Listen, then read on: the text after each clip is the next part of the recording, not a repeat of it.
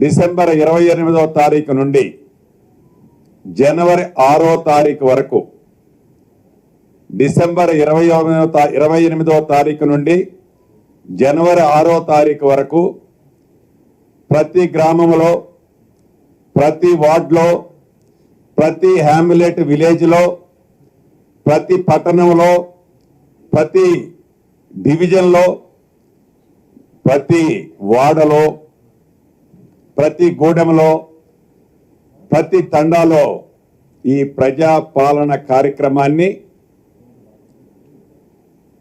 ముఖ్యమైన అధికారులు వారు టీము ఏర్పాటు చేసుకొని ప్రతిరోజు గ్రామాల్లోనైతే ఉదయం 8 గంటల నుంచి 12 గంటల వరకు ఒక పంచాయతీ, మధ్యాహ్నం 2 గంటల నుంచి సాయంత్రం 6 గంటల వరకు ఇంకొక పంచాయతీ, అంటే ఒక్కొక్క టీము ప్రతిరోజు 2 గ్రామ పంచాయతీల్ని వారి ఏదైతే ఒక అప్లికేషను ఈ 6 స్కీములు ఏవైతే మేము ప్రకటించామో గ్యారంటీలో, ఈ 6 గ్యారంటీలకు సంబంధించిన అప్లికేషను 28వ తారీఖు కంటే ముందే ఆ గ్రామ పంచాయతీలో, ఆ డివిజన్లో, ఆ వార్డులకి ముందే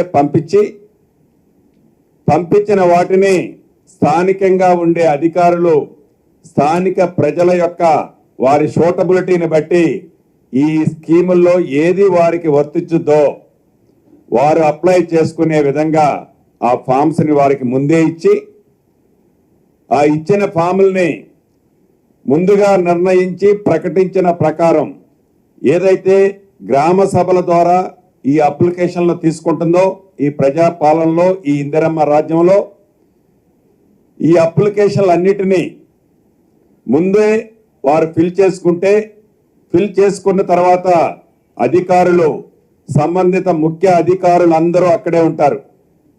వారి సమక్షంలో వారి అప్లికేషన్లు తీసుకొని వారందరికీ కూడా ఒక రిసీట్ ఇస్తారు బాధ్యతాయుతమైన అధికారులు. ఈ సేకరించిన అప్లికేషన్లు అన్నిటినీ అర్హులైన ప్రతి వారికి వారు దేంట్లో ఎలిజిబుల్ అవుతారో ఎలిజిబుల్ అయ్యే వాటిని తప్పకుండా ఇచ్చిన మాట ప్రకారం ఏదైతే ఆనాడు గత ప్రభుత్వంతో ఇసుకి వేసారి మాకు మార్పు కావాలి, తెలంగాణ రాష్ట్రాన్ని ఇచ్చిన కాంగ్రెస్ ప్రభుత్వం కావాలి, ఇందిరమ్మ రాజ్యంలోనే ఈ మార్పు వస్తుంది అని నమ్మి మాకు ప్రజల పట్టం కట్టారో దానిని కార్యరూపం చేర్చే విధంగా వారి గుమ్మానికే అధికారుల్ని, వారి గుమ్మం వద్దకే అధికారుల్ని పంపించి వారు ఏది కోరుకుంటున్నారో వారి అర్హతను బట్టి, వారి సూటబిలిటీని బట్టి ఈ అప్లికేషన్లు సేకరించడం అనే కార్యక్రమం ప్రజా పాలన కార్యక్రమం ద్వారా చేపట్టడం జరుగుతుంది. అయితే దీంట్లో యావత్ తెలంగాణ ప్రజలకి ఈ వేదిక ద్వారా ఒకటే చెప్పదలుచుకున్నాను. ఏదో తక్కువ టైమే ఉంది, ఉదయం 8 నుంచి 12 వరకు అంటే ఏదైనా పెద్ద పంచాయతీల్లో అప్లికేషన్లు ఇవ్వటానికి నేను ఇవ్వలేకపోతే నేను ఈ ప్రోగ్రాం ఎక్కడ మిస్ అవుతాను అనే ఆందోళన చెందవలసిన అవసరం ఏ ఒక్కరూ లేదు. గత ప్రభుత్వం ఏదైతే ఇళ్ళు ఇస్తున్నామని చెప్పి వెబ్సైట్లో కేవలం 2 రోజులే ఓపెన్ చేసి తర్వాత ఆ వెబ్సైట్ని క్లోజ్ చేసి ఆల్రెడీ మాకు వచ్చిన అప్లికేషన్లే ఎక్కువ ఉన్నాయి, మేము మళ్ళీ వెబ్సైట్ను ఓపెన్ చేయమని ఏదో ఒక సాకు చూపించి తప్పించుకుందో గత ప్రభుత్వం. ఈ ప్రభుత్వం అలా కాకుండా మీకు ఇచ్చిన టైంలో మీరు అప్లికేషన్ ఇవ్వలేకపోయినా, రద్దీ ఎక్కువగా ఉన్నా మీరేమీ టెన్షన్ పడక్కర్లేదు. ఆ గ్రామంలో సంపూర్ణంగా అర్హులైన ప్రతి ఒక్కరి దగ్గర నుంచి కూడా ఈ ప్రభుత్వం మీరిచ్చే అప్లికేషన్ని తీసుకుంటది అని కూడా ఈ వేదిక ద్వారా యావత్ తెలంగాణ ప్రజల కుటుంబాలకి తెలియజేస్తున్నాను. అంతేకాదు అనేకమైన ముఖ్యమైన ఎలా చేయాలి, దీంట్లో వచ్చే సాధక బాధకులు ఏంటి, మహిళలు పెద్ద ఎత్తున వస్తారు.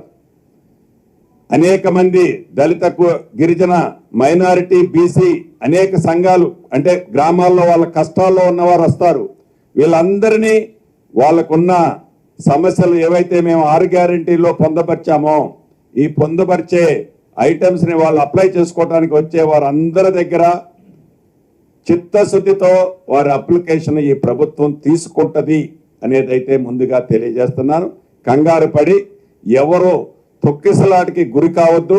అదే రకంగా ప్రభుత్వంకి ముఖ్యమంత్రి గారు ఇందాక చాలా స్పష్టంగా చెప్పారు, కావలసిన నిధులు కూడా ఈ కార్యక్రమానికి కావలసిన నిధులు కూడా రిలీజ్ చేశారు. రిలీజ్ చేయడమే కాదు, అక్కడికి వచ్చిన ప్రజల కోసం మహిళల కోసం ఎండలో ఉండొద్దు, తాగటానికి మంచినీరు ఇవ్వాలి, వైద్య సదుపాయాలు కూడా అక్కడ ఏర్పాటు చేసి పెట్టుకోండి, అన్ని డిపార్ట్మెంట్లని పిలుచుకోండి, వారికి కావలసిన వసతులతో అన్నిటినీ ఏ ఒక్క ప్రజలకి కుటుంబానికి ఇబ్బంది కలగకుండా ఉండే విధంగా ఈ అప్లికేషన్లు సేకరించాలని గౌరవ ముఖ్యమంత్రి గారు మంత్రులు అందరం కూడా సూచించడం జరిగింది. అదేవిధంగా కలెక్టర్లు కూడా వారికి అనుభవాలను బట్టి ఎస్పీలు కలెక్టర్లు కూడా చాలా వివరంగా అందరు కలెక్టర్లతో అందరు ఎస్పీలతో వారి ఆలోచనలు వారు ప్రజలకు ఏ రకంగా సేవ చేయాలి ఈ ప్రభుత్వం అనేది ఈ అధికారులకు స్పష్టంగా ముఖ్యమంత్రి గారు వివరించడం జరిగింది. గత ప్రభుత్వంలో లాగా కాకుండా, గత ప్రభుత్వంలో ఎలా ఉండేదంటే కలెక్టర్ల కాన్ఫరెన్స్ ఎస్పీల కాన్ఫరెన్స్ అంటే వన్ సైడ్ బ్యాటింగే. ముఖ్యమంత్రి గారు చెప్పింది ఆ అధికారులు ఇనిపోవటమే ఉండేది. కానీ ఈరోజు సమావేశంలో అలా లేదు. స్టార్ట్ అవటమే చాలా స్పష్టంగా చెప్పాం. గత ప్రభుత్వం లాగా మీ మనసులోది మనసులోనే పెట్టుకోవద్దు. ప్రజల అభిప్రాయాలు ప్రజల ఆలోచనలు మీకు ఏవైతే మీ మైండ్లో ఉన్నాయో, ప్రజలకి మంచి ఏది చేస్తే జరుగుతుందో నిర్ణయాలు మేము తీసుకుంటాం ప్రభుత్వ పక్షాన, కానీ ఇంప్లిమెంట్ చేసేది మీరే. కాబట్టి ఇంప్లిమెంట్ చేసే దాంట్లో వచ్చే ఇబ్బందులు ఏంటో కూడా మీరు ఓపెన్ గా షేర్ చేయాలని ప్రతి ఒక్క కలెక్టర్తో వారి అభిప్రాయాలను సేకరించడం జరిగింది. గత ప్రభుత్వంలో అలా ఉండేది కాదు. రాజుగారు హుకుం జారీ చేస్తే ఆ హుకుంని ఇంప్లిమెంటేషన్ చేయాలే తప్ప అటు సైడ్ ఇవాళ సమస్యలు వినేవాళ్ళు కాదు. ఇది ప్రజల ప్రభుత్వం, ప్రజా పాలన కాబట్టి అధికారుల కష్ట సుఖాలు ఎలా ఇంప్లిమెంట్ చేయాలి, ప్రజలు ఏం జరుగుతుంది అనేది స్వేచ్ఛగా వారితో ఈ ప్రభుత్వం మాట్లాడటం జరిగింది. వారు అధికారులు కూడా కొన్ని ఫీడ్బ్యాక్ ఇచ్చారు.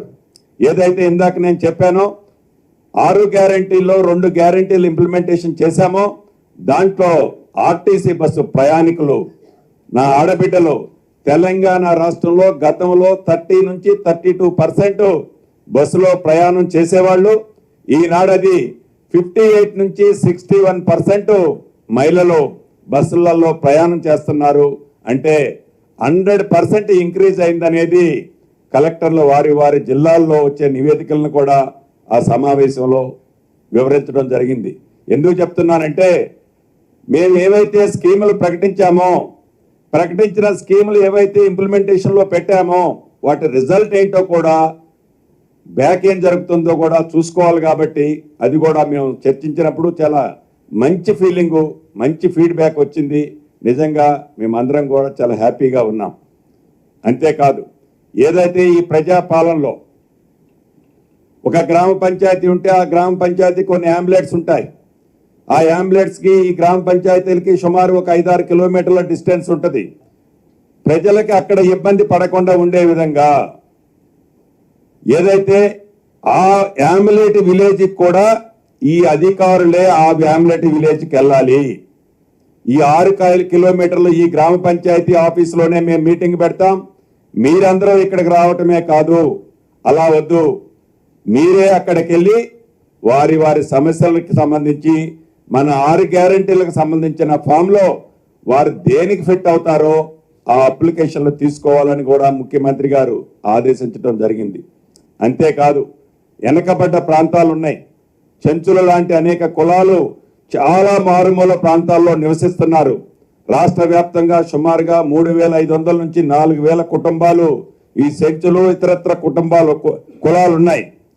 వారు కూడా ప్రజల్లో రావడానికి ఇబ్బంది పడతారు.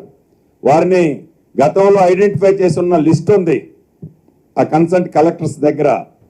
ఆ గ్రామాలకి ఆ గూడాలకి ఎంత మారుమూల ప్రాంతంలో ఉన్నా ఎంత దూరంగా ఉన్నా అధికారులు ఎవ్వరూ కూడా వారిని చిన్న చూపు చూడకుండా తప్పకుండా ఆ గూడెంలో 10 ఇళ్ళున్నా ఆ 10 ఇళ్ళ దగ్గరికి ప్రభుత్వ అధికారులే వెళ్ళాలి ఆ చెంచులు లాంటి కుటుంబం దగ్గరకు అనేది గౌరవ ముఖ్యమంత్రి గారు ఆదేశించడం జరిగింది.